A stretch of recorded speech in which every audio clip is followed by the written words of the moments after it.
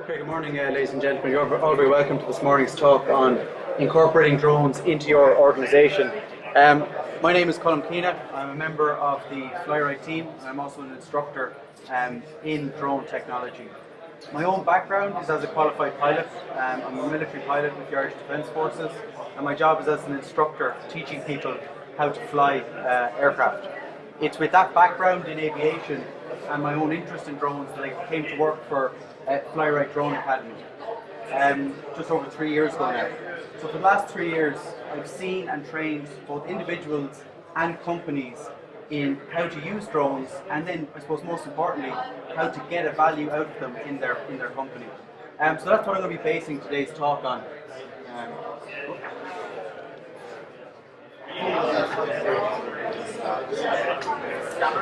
Okay.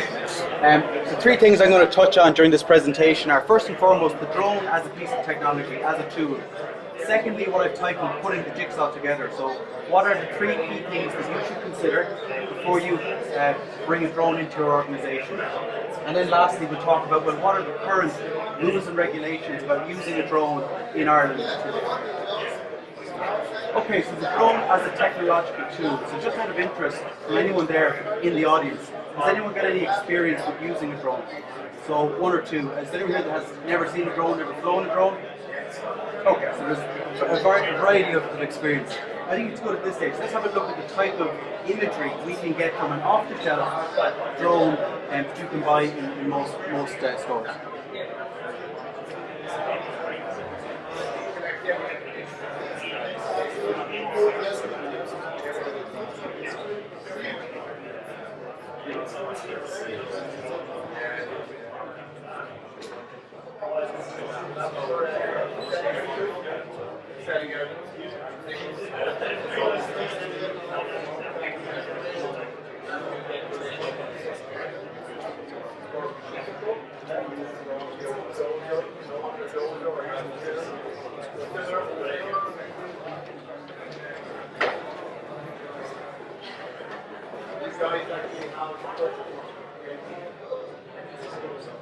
So this was taken last year at the Cliffs of Moher with a certain rescue organisation we were doing training with. All of this footage is fed back to your ground station, which is an iPad, phone, tablet, whatever it is you've hooked up your controller to.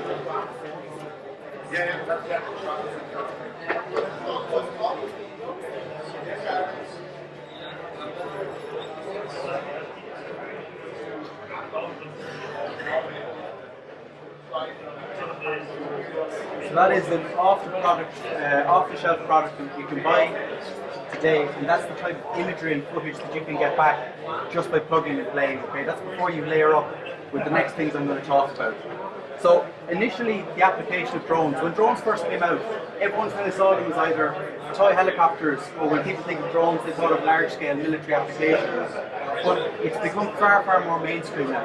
And while initially people thought it was very much the photographer's tool of choice, it's now starting to grow and evolve into all sorts of industry. And it's one of the big things I see on training courses, the amount of people that sit on our courses and the variety.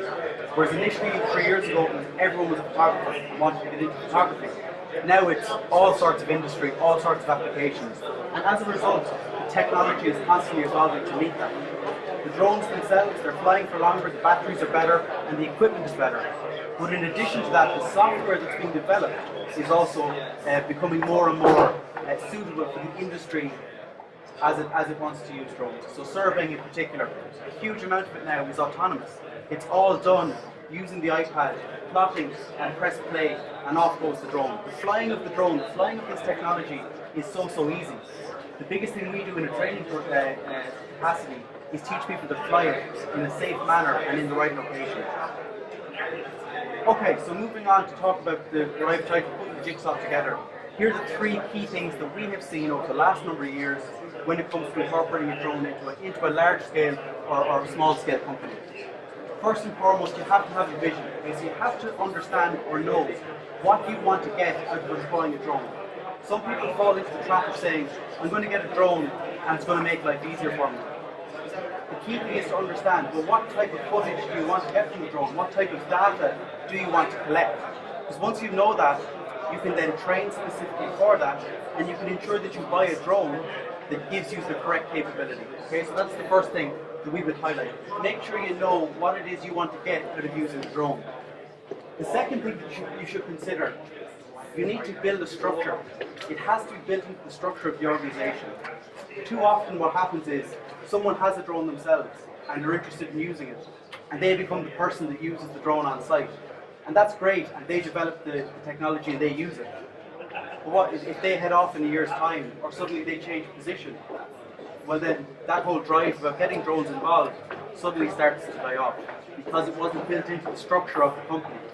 Identifying title holders to be involved in driving the use of drone technology is key, because if it's not attached to the title and it's attached to a person, if that person does move on or gets promoted up, that technology or that skill set is going to be lost. And then lastly, specific training. Okay? And why we would highlight that is that, as I said, the flying of the drone is so easy. And we don't train people as much to fly the drone. That's actually very little of what we do. We train people to fly it in the correct location, in the correct manner, and in the correct airspace. And that's where the thinking comes into it. Ultimately, this last one is going to reduce risk, it's going to increase operator capability, and it's going to mean that you deliver a higher standard in terms of gathering the specific data that you want to gather with your vision. So there are the three key things that we would highlight in terms of before you bring it into an organization. Being a construction conference, I wanted to come up with some form of an analogy that would work, so I went for structures. If you don't have that set vision and it's a case of someone with an interest is driving it, generally you get the tower model, which will ultimately lean over. What we're trying to promote is that you have a broad-based structure, like your pyramid, start at the bottom with correct training and a correct vision, and then work up to the top with your application of the drone then, where it's going to be sustainable and it's going to keep going regardless of the personnel changes and regardless of turnover. You're still going to be able to deliver the same output with the drone. To talk now about the rules and regulations. So what are the current rules and regulations for flying a drone in Ireland? So it's legislated for by the Irish Aviation Authority, who are under the Department of Transport. They issued document SI Statutory Instrument 563 of 2015. So in 2015 we got drone legislation in Ireland, which specifically says what you can and what you can't do with the drone. And I'm going to quickly talk through some of the key highlight points from that document. So for anyone that is interested, it's on our website, SI 563. It's fully available, and I would recommend, I'm going to talk about it at the end, I'd recommend if you're looking to use a drone, just leaf through that and have a look at it. Again, it's covered on training courses, but it's freely available and you can look at it yourself. First of all, it breaks the country into airspace, and this comes from manned aviation. It outlines prohibited, restricted and controlled airspace. Controlled airspace being the biggest one, and that's centred around Dublin Airport, Cork Airport, Shannon Airport, any of our large airports. We have a large block of airspace. Where we are now currently, we're under Dublin controlled airspace. Okay? So the legislation says you cannot fly a drone in any of these types of airspace. Caveat being, you're allowed up to 50 feet. Okay, so legally speaking, up to 50 feet, provided you're in the controlled airspace. That map is open source, freely available on our website. It will show you exactly where you can and where you can't fly. So feel free to go on www.flyryte.com, shameless plug, and figure out where it is you're looking to do a job or where you're looking to fly, and that will assist you in figuring out what airspace you're being impacted by. It also states you must stay 5 kilometres from airfields. So that's the likes of your Kilkenny airfields, Burr, and other small airfields that are registered and located around the country. You're not allowed to drop articles from underneath the drone, and if you actually read the SI 563, it specifically mentions animals, so I'm not sure was it someone trying to drop a pet hamster or something, but anyway, anyone that's here for that, unfortunately it's not in the legislation. You must remain 30 metres from a person, structure or vehicle that is not under your control. Not under your control would be you don't have permission to be there. Okay, so no one should fly a drone closer than 30 metres to you without expressly talking to you beforehand. If it's a crowd of 12 people or more, it's 120 metres. It's the distance you have to remain from that group of people. Again, key point, if they're not under your control. If this is on site and it's briefed and people are aware of it, this does not apply to you. Okay? So it's just important to make that delineation. You can't fly the drone higher than 400 feet or 120 meters. The reason being, no aircraft should be below 500, so it allows a buffer zone of safety between the drone and between manned aviation. You shouldn't fly the drone any further than 300 meters from you or outside of line of sight. So it's 300 meters or outside of line of sight. In terms of the things that we cover on our training courses, okay, we're required by the Aviation Authority to go through things like principles of flight, weather, tech, so what is on the drone and what can go wrong with it, air law. The key point with air law is we talk about airspace. So what is airspace and what can and can't you do? Ultimately, if you come on a course of training with us, it's a 2-day course of training to cover all of these items to meet the requirements of the Irish Aviation Authority. Following that, you do what's called a flight assessment to prove you're proficient in flying the drone, and then you can apply to the Aviation Authority for your license. The license gives you 2 key things. First and foremost, the ability to fly in controlled airspace. So all of that airspace around Cork, Dublin, Shannon, all the airports we spoke about, you now as a licensed operator are able to fly in that airspace by talking to air traffic control. Okay, that's the first key thing that a license gives you. The second key thing that a license gives you is what's called your specific operating permission. You have the ability to write to the Aviation Authority and request an exemption from the rules that we just spoke about. So for example, if you're doing a survey on site, for example, you're doing a survey of a mast or a telecommunications mast, be it, or a wind turbine, and you want to fly to an altitude greater than 400 feet. As a licensed pilot, you can apply to the Aviation Authority to get an exemption from that. Okay, so the license gives you the ability to take the restrictions of SI 563 and increase them to suit the specific operation that you need. That ties back into what I was saying about having the vision. If you know what you want to do, it makes it a lot easier on the training side to then make sure that your operator permission from the Aviation Authority reflects the type of jobs that you want to do. You're then issued with your license by the Aviation Authority, which is valid for 2 years. It's important to note, 2 years, and you are required to have a form of public liability insurance. That may be covered as part of your company's policy, or it may be a case of going and get a specific quote from a provider. Okay, so that's an important point to note. You are required to have insurance prior to the Aviation Authority issuing you with a license. In summary, the steps that are involved from start to finish: figure out what it is you want from using a drone. So establish what it is, what data you want to collect, and how it's going to benefit your company. Familiarise yourself with the rules and regulations. They're freely available. They're on our website. They're on the Irish Aviation Authority's website.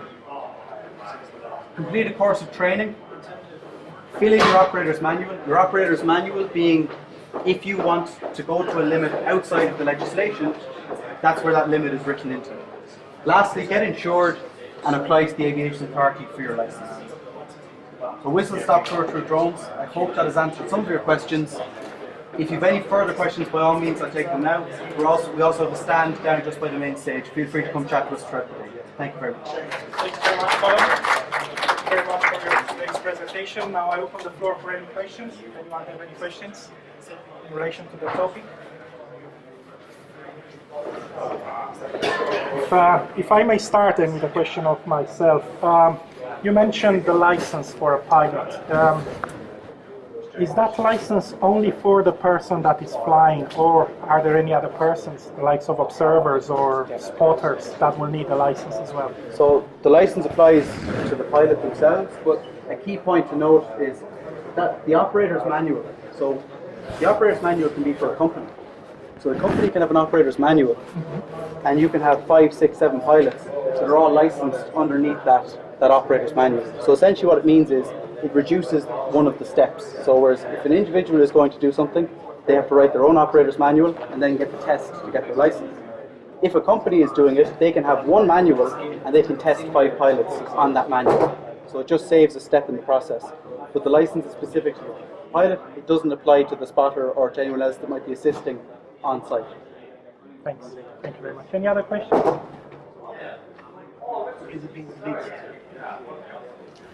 There are, so that legislation is in force.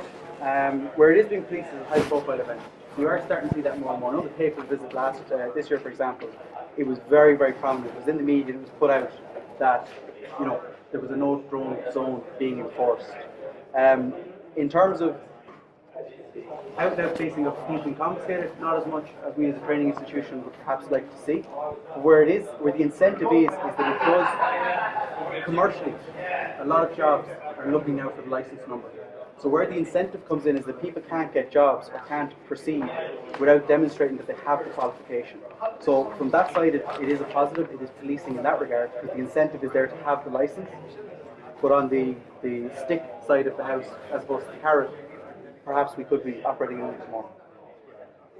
You mentioned different technologies, photograph, video, LiDAR, what other things? In terms of the industry that's there, the type of drones that I showed there were off the shelf, €1,000 drones, give or take, hooked up to an iPad, hooked up to a phone, and then depending on the application that you download, it will allow you to set up autonomous flight, plot your points, and auto fly the drone. When it comes to the likes of the technology, you can go anywhere up the scale to large-scale fixed-wing drones. There's a company, Shannon Aerospace, that are working on a commercially available large-scale fixed-wing drone that takes off as a standard quadcopter with rotors, then transitions and can fly for long distance. They're talking a couple of €100,000 all the way down to the €1,000 plug-and play. To be honest with you, it's very bespoke. So if you want LiDAR, you can get any amount of LiDAR, any scale of LiDAR, and then hook it underneath any scale of drone. So it's very much mix and match. Again, a lot of what the industry is using is the €1,000 off-the-shelf drones because they're giving sufficient data and feedback for minimal cost and outlay, as opposed to the more specific LiDAR and higher level stuff. But that is there as well, and licensing is available for that. Have time for one more question? No? Okay, thank you very much, Colm. And if you have any more questions, Colm and his team will be at the stand there, FlyRyte side. Thank you very much, Colm. Thanks. I'd like to introduce our